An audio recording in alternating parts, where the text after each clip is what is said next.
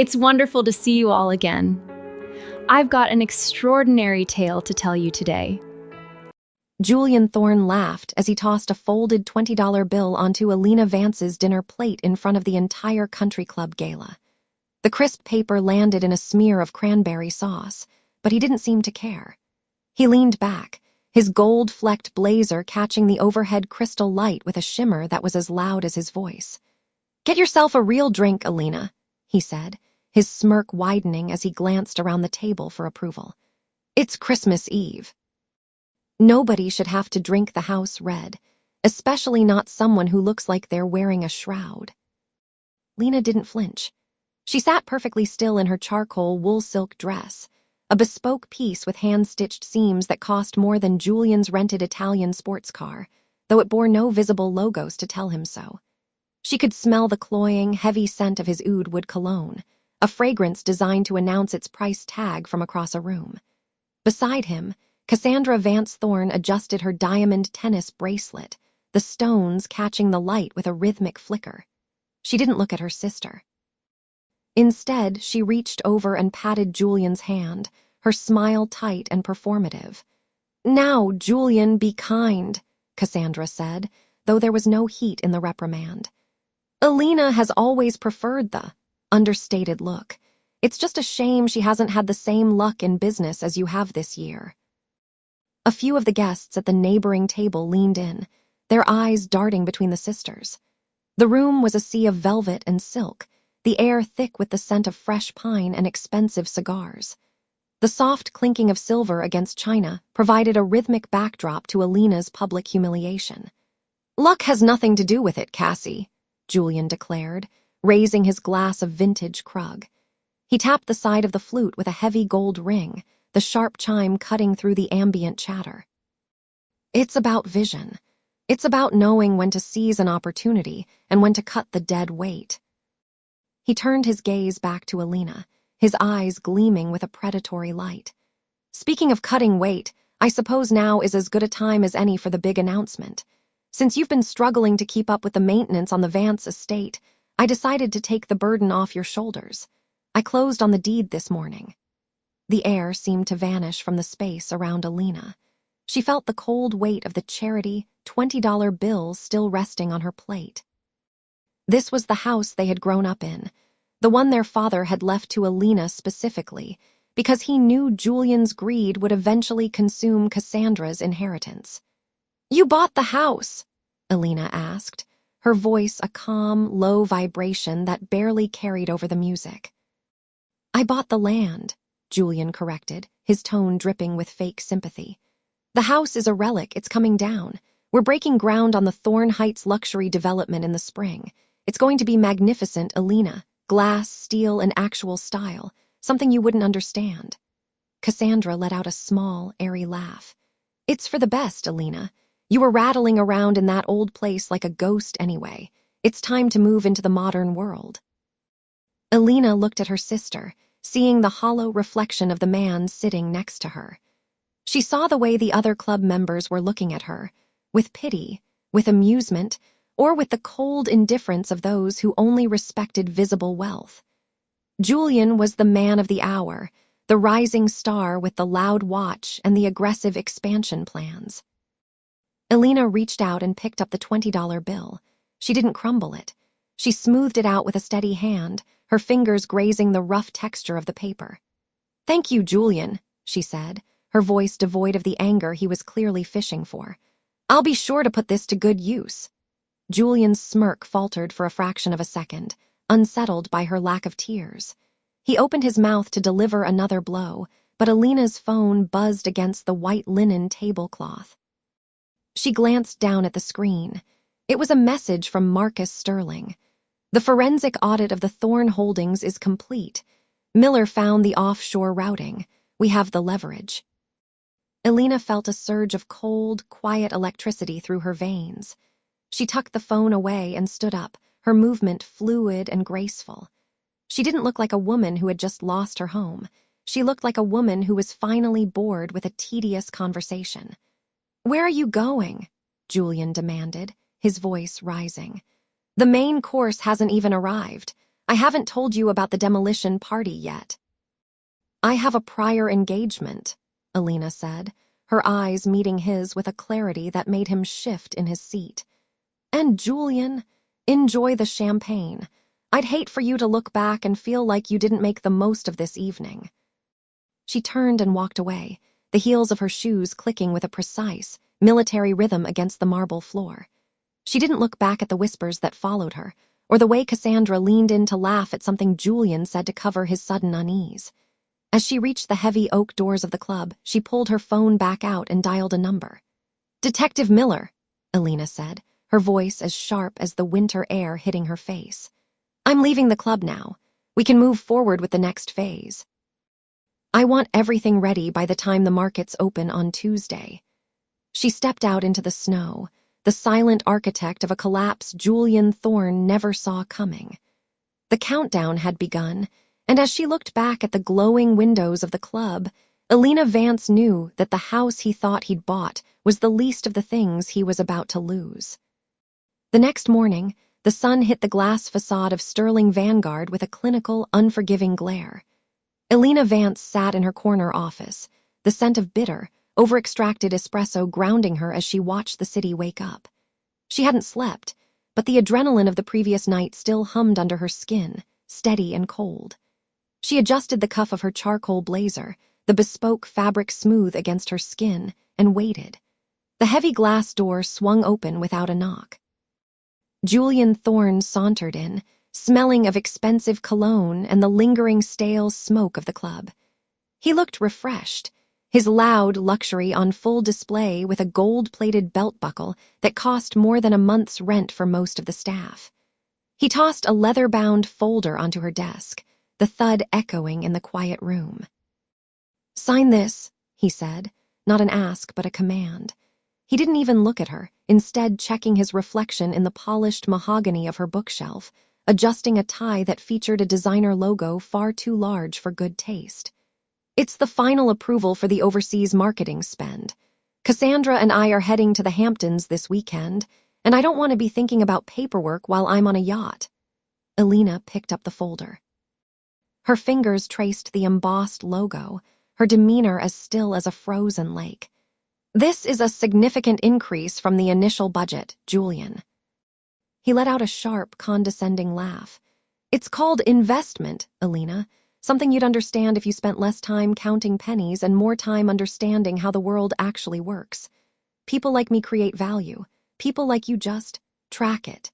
He leaned over her desk, invading her space, his shadow falling across her hands. "Just sign it. Don't make this difficult. You saw how last night went. Nobody likes a killjoy, and Cassandra is already tired of your concerned sister act."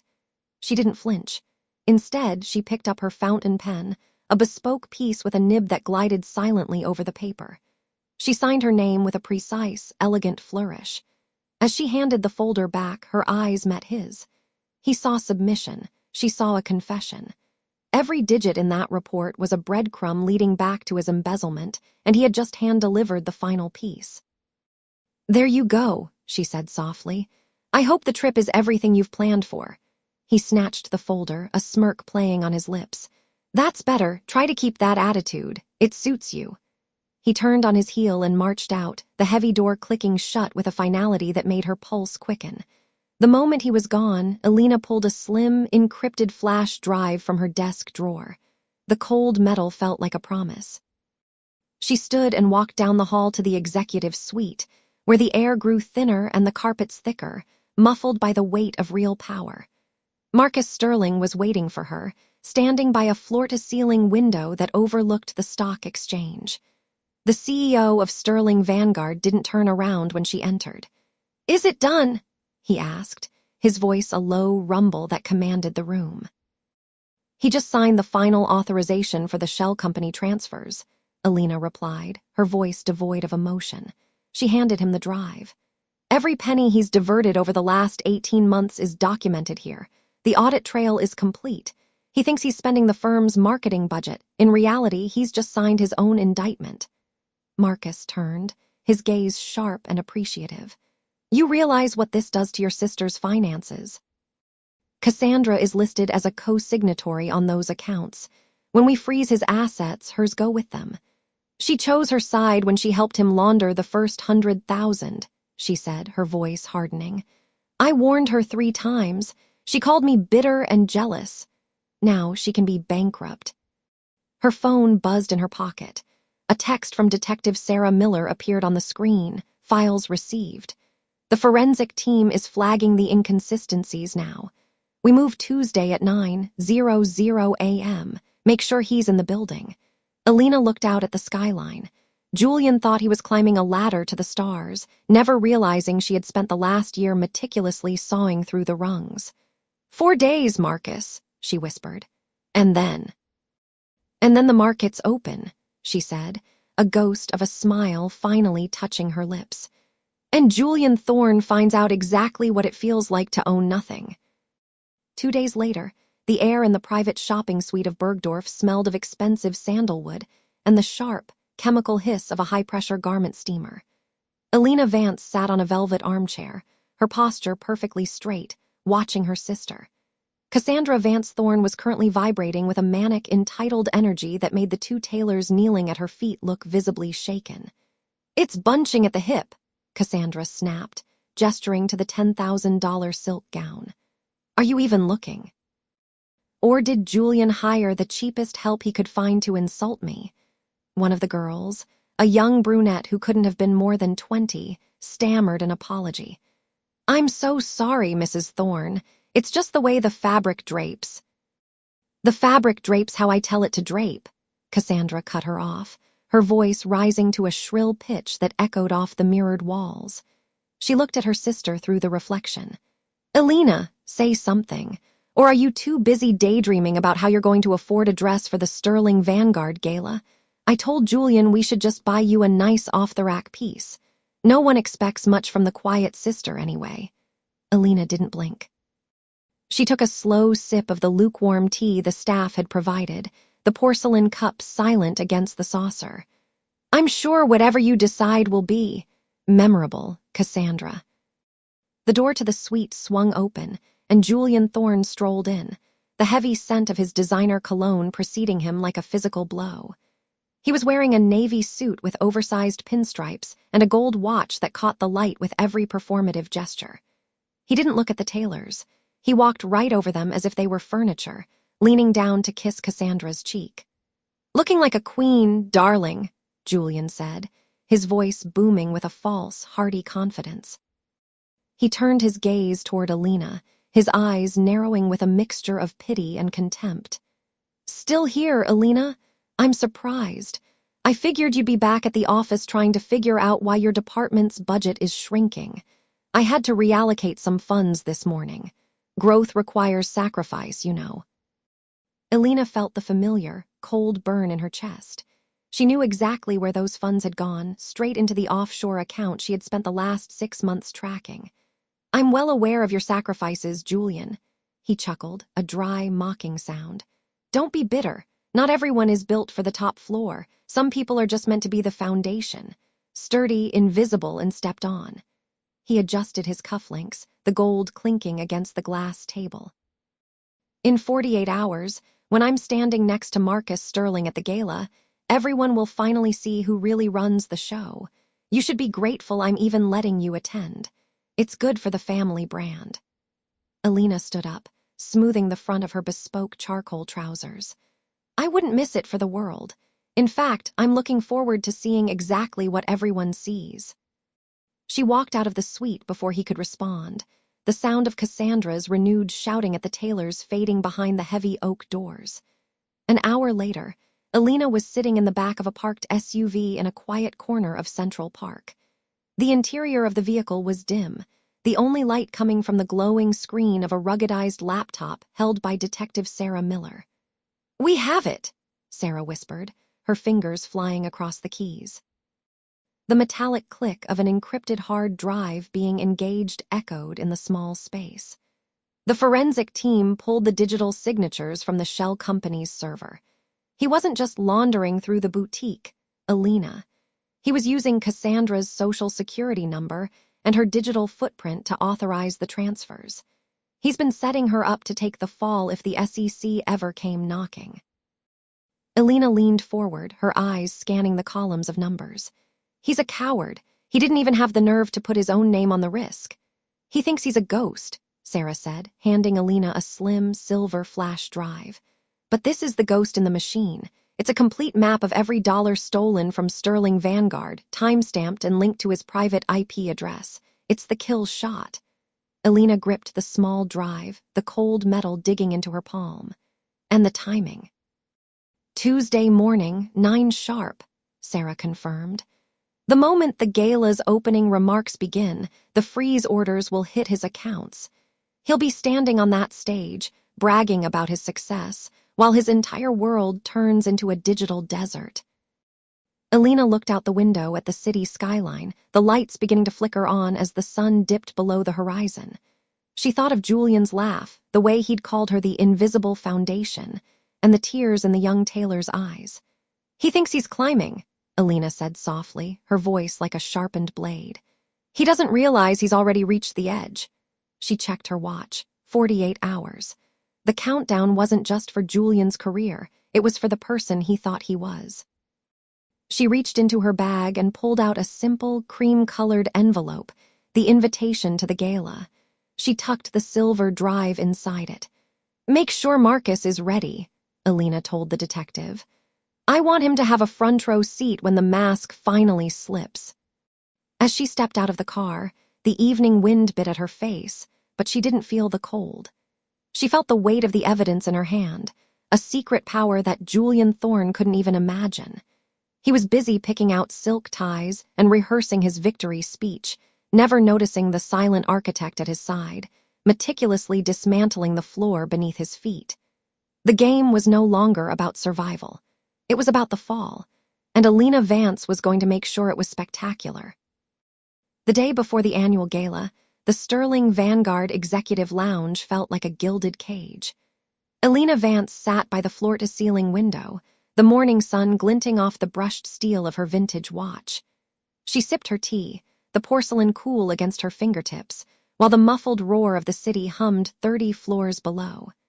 In her blazer pocket, the silver drive was a cold, heavy weight, a silent detonator waiting for its moment. Julian Thorne swept into the room 10 minutes later, the scent of heavy sandalwood cologne preceding him like a warning. He was wearing a navy suit that practically screamed its price tag, paired with a silk tie the color of a fresh bruise. He didn't walk. He performed, his polished loafers clicking sharply against the white marble floor. He headed straight for the espresso machine, ignoring the 3 junior analysts who immediately straightened in their chairs at his presence. "Still wearing the same charcoal suit, Elena," Julian said, his voice carrying just enough to ensure the juniors were listening. He didn't look at her as he frothed milk with a practiced, arrogant flourish. "You know, the gala tomorrow isn't a funeral. Though looking at your wardrobe, one might mistake it for one. You really should try to look like you belong in the executive wing, even if it's only temporary." Elena didn't flinch. She set her cup down with a soft click. "Appearance is often a mask for what's missing underneath, Julian. I find that the loudest people in the room are usually the ones with the most to hide."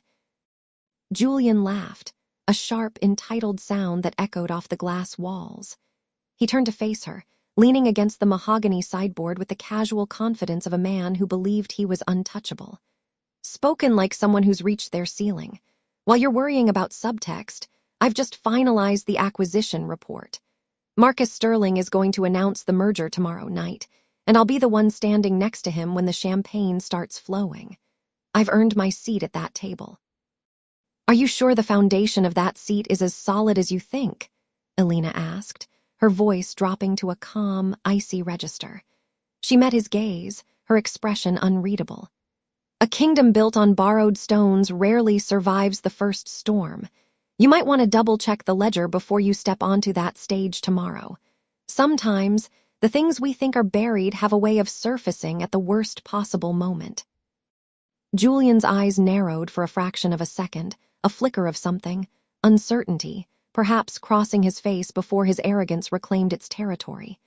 He stepped closer, invading her personal space, the smell of his expensive coffee cloying. The ledger is perfect.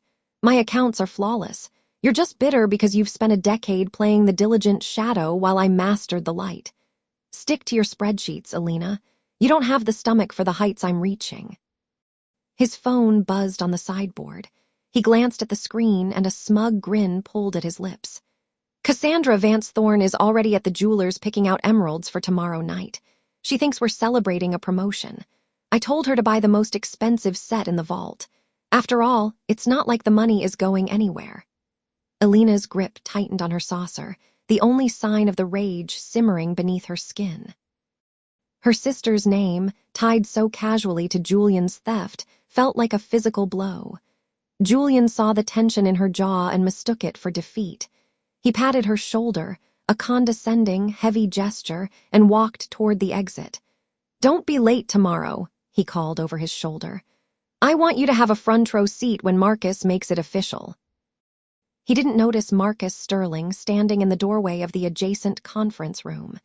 The CEO's face was a mask of professional neutrality, but his eyes remained fixed on Julian's retreating back for a moment too long. Elena stood up, smoothing the front of her bespoke blazer. She felt the silver drive press against her hip. Julian had been warned, however subtly, and he had chosen to laugh.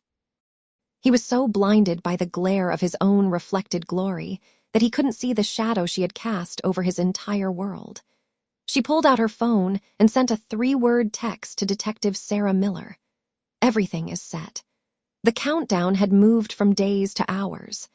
By this time tomorrow, the loud luxury Julian wore like armor would be stripped away, leaving nothing but the fraud underneath.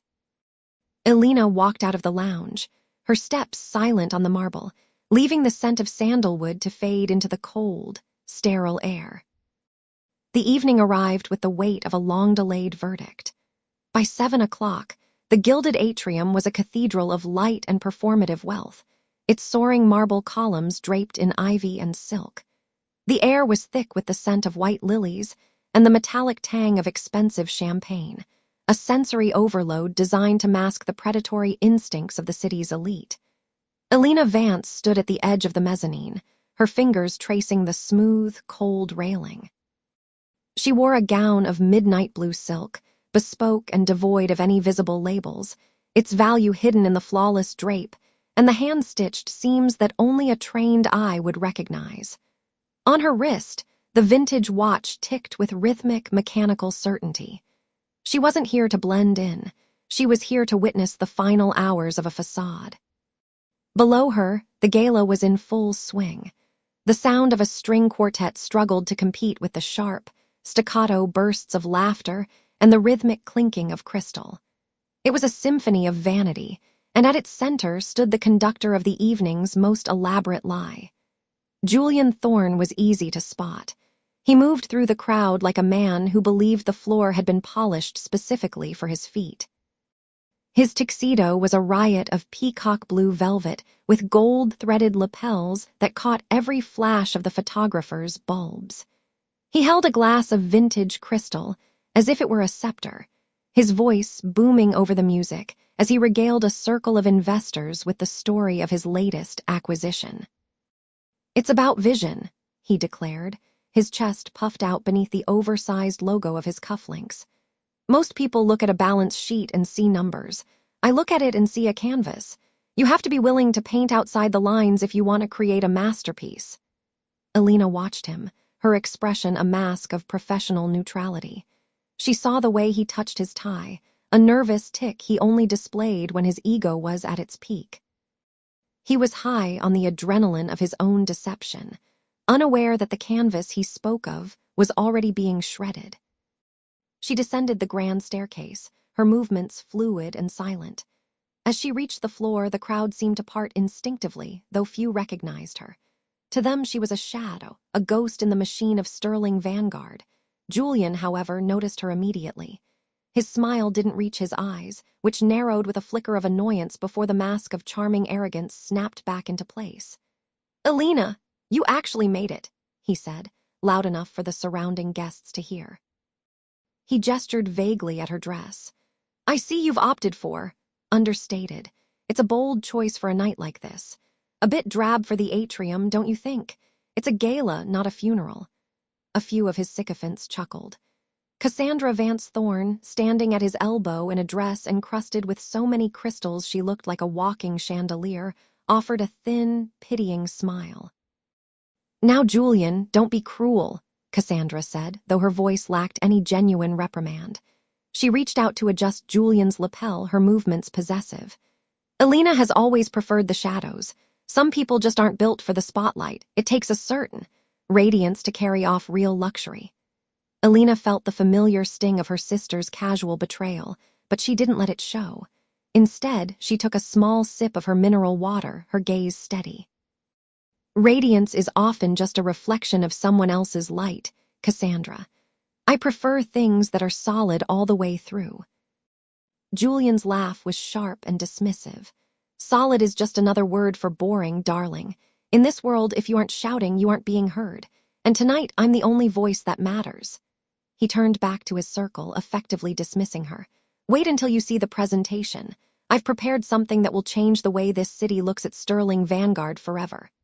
"I'm counting on it," Elena murmured, though he was already moving away. She felt a presence at her shoulder. Marcus Sterling stood there, his silver hair catching the light. He didn't look at her, his eyes fixed on Julian's retreating back. "The arrogance is a shield," Marcus said softly, his voice barely audible over the quartet. "He thinks the noise will drown out the truth." "The truth has a way of being very quiet until it's ready to scream," Elena replied. She felt the weight of the phone in her clutch. A single message from Detective Sarah Miller had arrived minutes earlier. "The forensic audit is complete. The discrepancies are undeniable. We're in position." "Are you ready for the fallout?" Marcus asked, finally turning to look at her. "Once the first stone is thrown, there's no stopping the landslide. Your sister will be caught in it." Elena looked across the room at Cassandra, who was currently laughing at something Julian had whispered in her ear. Her sister was draped in stolen finery, a bird of paradise living in a cage built from embezzled funds. "She chose her side a long time ago, Marcus. I tried to pull her back. Now I just have to make sure I'm not the one standing under the debris." The lights in the atrium dimmed twice, the signal for the keynote address to begin. A hush fell over the room, the kind of expectant silence that precedes a storm. Julian began to make his way toward the stage, his gait a swagger, his hand reaching out to clap the shoulders of the men he had defrauded. Elena moved toward the back of the hall, near the technician's booth. She saw a shadow move in the wings, a woman in a dark suit with a headset. Detective Sarah Miller caught Elena's eye and gave a sharp, single nod. The digital trap was primed. Julian stepped onto the podium, the spotlight hitting his velvet jacket and making the gold thread shimmer like a warning. He leaned into the microphone, a grin of pure, unadulterated triumph spreading across his face. "Ladies and gentlemen," Julian began, his voice echoing with a hollow authority, "tonight I'm going to show you the future, and I promise you it's brighter than anything you've ever imagined." Elena leaned against the cold stone of the rear pillar, her heart a steady, slow beat in her chest. She didn't look at the stage. She looked at the faces of the witnesses, the board members, the investors, the socialites. They were all waiting for a show. She reached into her bag and turned off the silent mode on her phone. The countdown wasn't in days anymore. It was in seconds. As Julian reached for the remote to start his presentation, Elena felt a cold, sharp sense of peace. The loud luxury was about to meet the quiet truth, and only one of them would survive the night. Julian's thumb hovered over the remote, his chest puffed out beneath the velvet of his jacket. The heavy scent of his expensive oud cologne wafted toward the front row, cloying and aggressive. He clicked the button, and the massive LED screen behind him illuminated with the first slide of his presentation. It was a sprawling, digital rendering of a skyscraper, a design Elena had spent 3 years perfecting in the dead of night. "This," Julian announced, his voice booming with a practiced, cinematic vibrance, "is the Thorne legacy, a monument to innovation that the skeptics said was impossible." He paused, his gaze sweeping the room until it landed on Elena. He didn't just look at her, he looked through her, a small, pitying smirk tugging at the corner of his mouth. Of course, some people lack the pedigree to understand true architectural brilliance. They're content to stay in the shadows, clinging to their modest little roles while the rest of us build the world. A few of his hand-picked associates chuckled.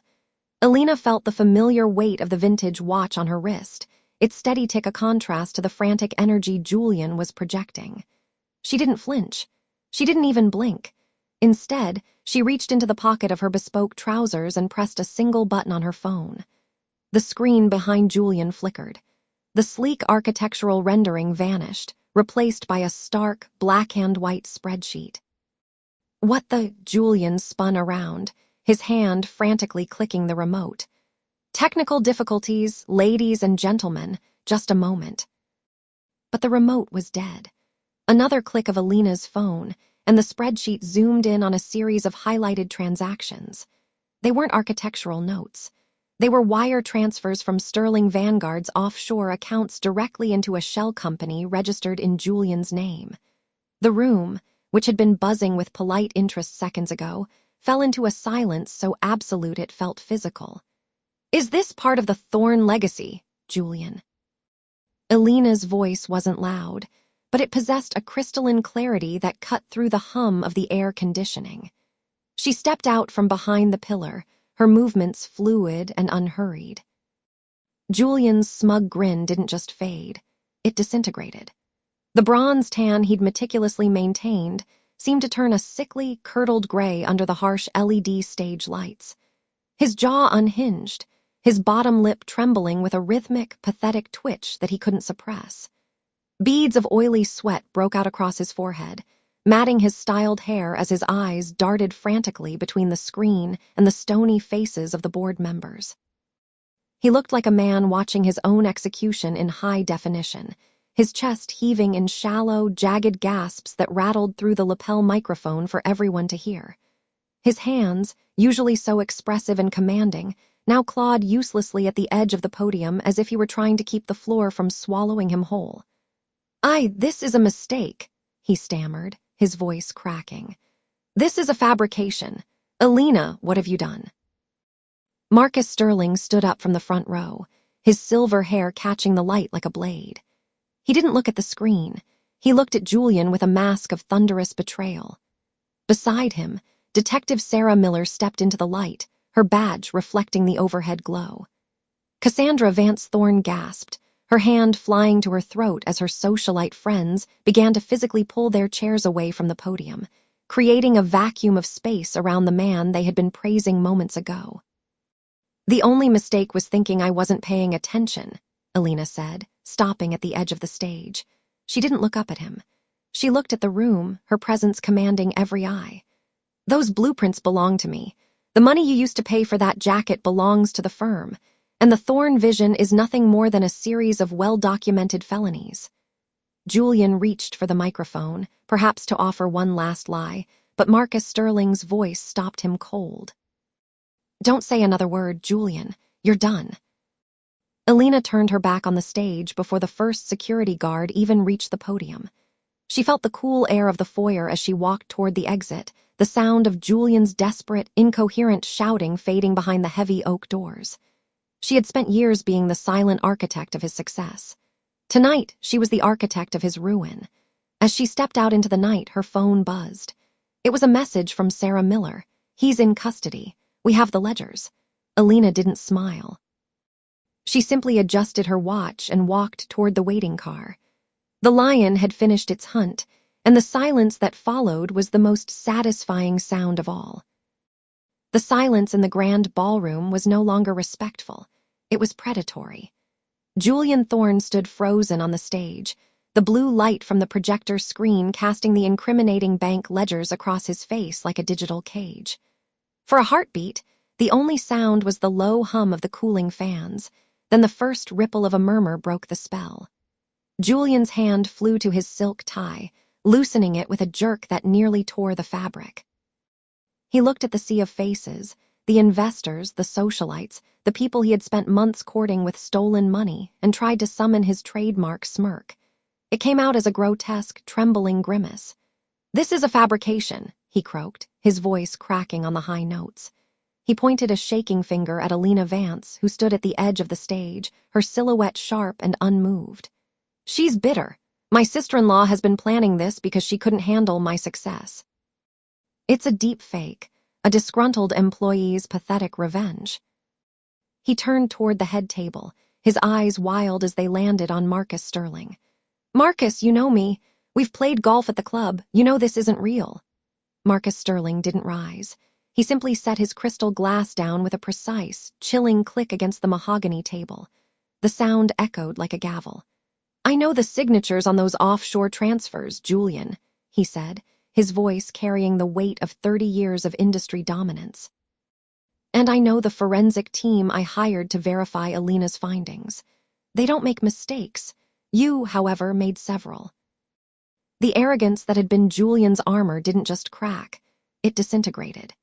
His skin, usually bronzed by expensive vacations, turned a sickly, translucent gray, making the sweat beads on his forehead look like oily pearls.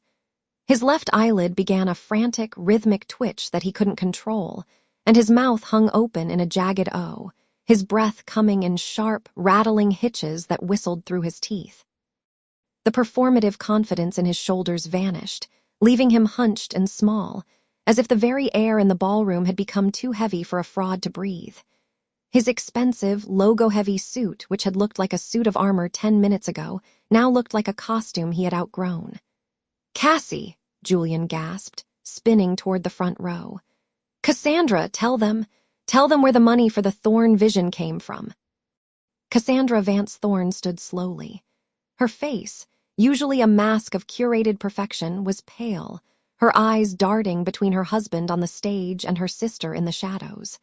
She looked at the screen, at the dates of the transfers that coincided with the purchase of her diamond tennis bracelet and the down payment on their summer home. The realization hit her with the force of a physical blow. She didn't move toward him. Instead, she took a deliberate, stumbling step backward, her heels clicking sharply on the marble. "You told me it was a bonus," Cassandra whispered, her voice amplified by the sudden hush of the crowd. "You told me Elena was just jealous of our life." She looked at Elena, a flash of profound shame crossing her features, before she turned her back on her husband entirely. The socialites sitting near her followed suit, shifting their chairs away as if Julian were suddenly contagious. The heavy oak doors at the back of the hall swung open. Detective Sarah Miller entered, flanked by 2 uniformed officers. The metallic jingle of their utility belts was the only music left in the room. They didn't rush. They moved with the methodical pace of an inevitable conclusion. Julian saw them and scrambled toward the back of the stage, nearly tripping over the microphone cord. "I have rights. I'm the CEO of Thorn Vision." "You're the CEO of a shell company built on embezzlement and wire fraud," Detective Miller said, stepping into the light. She produced a folder, the physical manifestation of the digital ghosts on the screen. "Julian Thorn, we have a warrant for your arrest. Step down from the podium." Elena finally moved.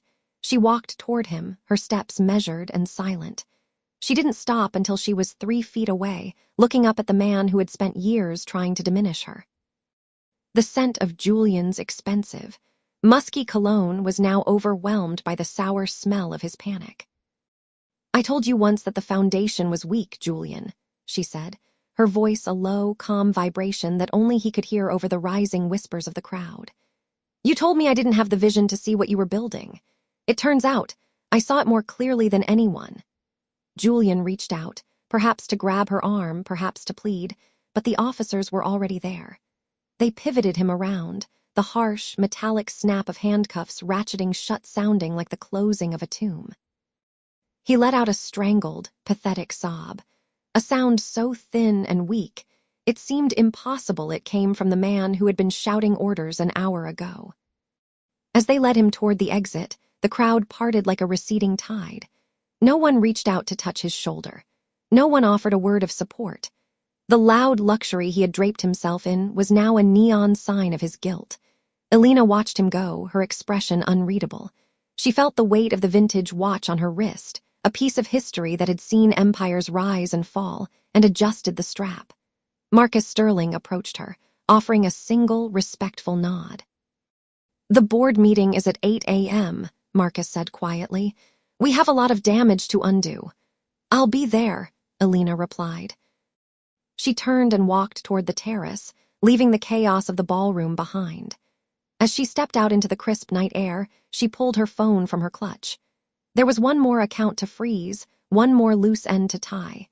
She looked back through the glass doors at the empty stage where Julian had stood. The lion hadn't just hunted, it had cleared the field. But as she looked at her sister, sitting alone at a deserted table, Elena knew the reckoning was only half finished. The silence of the night was broken by the distant, fading siren of the police cruiser, and Elena felt the first true chill of the evening. She had won, but the cost of the truth was finally starting to settle. Her phone buzzed again, an unknown number. She answered it, her voice as steady as the stars above. "It's done," she said. The voice on the other end was cold. "Not quite. He wasn't working alone, Elena." 6 months had passed since the lights went out on Julian Thorne's carefully constructed fantasy. Elena Vance sat in her new corner office on the 42nd floor. The silence, a stark contrast to the chaotic sirens that had punctuated the end of that final gala. The air here smelled of expensive cedar and the crisp, ozone scent of a high-end filtration system. She turned a heavy crystal paperweight in her hands, feeling its cool, sharp edges. It was a gift from Marcus Sterling, engraved with a simple message, the architect of her own fate. Her transition to CEO of the newly restructured Vance Acquisitions had been seamless, fueled by the very assets she had clawed back from Julian's embezzlement scheme. She looked down at her desk, where a single, unassuming file lay open. It wasn't a bank statement or a deed. It was a court-ordered visitation schedule. The elevator ride down to the street level felt different now. She didn't have to hide behind the quiet luxury of her past. Her bespoke charcoal suit fit like armor, but it didn't feel heavy. She was meeting Detective Sarah Miller at the district precinct for the final signing of the asset forfeiture documents. Sarah met her at the entrance, her expression softened by a rare, weary smile. "He's in room 4, Sarah said, her voice low. "He's been asking for you every day for 6 weeks. Elena nodded once and stepped into the sterile, fluorescent-lit room. Julian Thorne sat across from the metal table, and the transformation was jarring. The loud luxury was gone. No oversized logos, no gold-rimmed aviators, no performative swagger. He wore a standard-issue gray sweatshirt that looked 2 sizes too large, emphasizing how much weight he'd lost under the pressure of the federal investigation. His hair, once perfectly coiffed, was thin and dull. He didn't look like a lion anymore. He looked like a man who had spent his life pretending to be a statue and had finally crumbled into dust. He looked up as she entered, his eyes bloodshot. "You think you won," he muttered, his voice raspy. He didn't look at her face, but at the vintage watch on her wrist, the only thing she'd kept from the old days. "But you destroyed a family, Elena. Your own sister won't even speak to you." Elena pulled out a chair and sat, her movements measured and calm. She watched him reach for a plastic cup of lukewarm water, his hands shaking so violently that the water slopped over the rim. The sight should have brought her joy, but it only brought a cold, hollow clarity. "Cassandra Vance Thorne is safe, Julian," she said, her voice echoing in the small room. "She's broke, she's humiliated, and she's living in a studio apartment in Queens, but she's safe. That's more than she would have been if I'd let you keep laundering money through her boutiques. You were going to let her take the fall for the offshore accounts." Julian let out a jagged, bitter laugh. "I loved her. I did it all for us." "You did it for the mirror," she corrected him. "You did it so you could look at yourself and see someone important. But you weren't working alone, were you?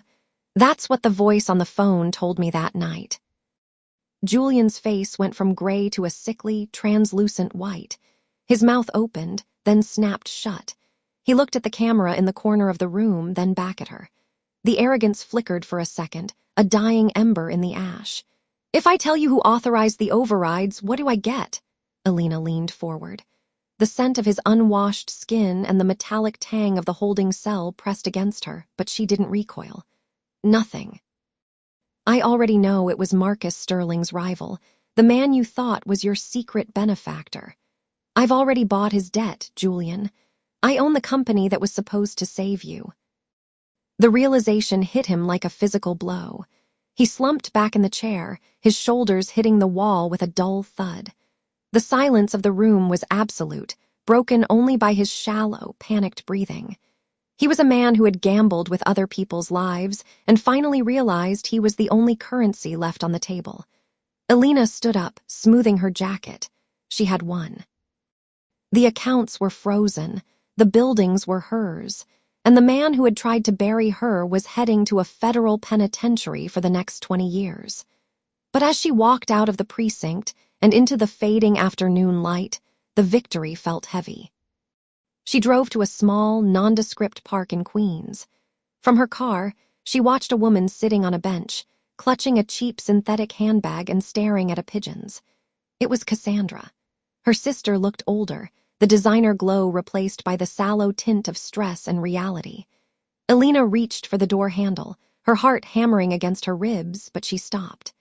The cost of the truth was a bridge burned so thoroughly that the ashes had been swept away. She had saved her sister, but she had lost her in the process. Cassandra would never forgive her for being the one to tear down the golden veil. Elena put the car in gear and drove away, leaving the park behind.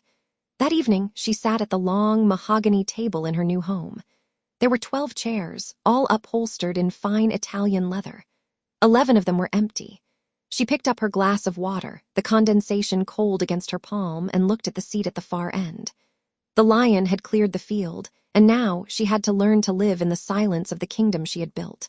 Her phone buzzed, a text from Sarah Miller. Final sentencing confirmed. It's over. Elena set the phone down and stared at the empty chair. She had her justice, but as the moon rose over the city, she realized that the most expensive thing she had ever owned was the truth.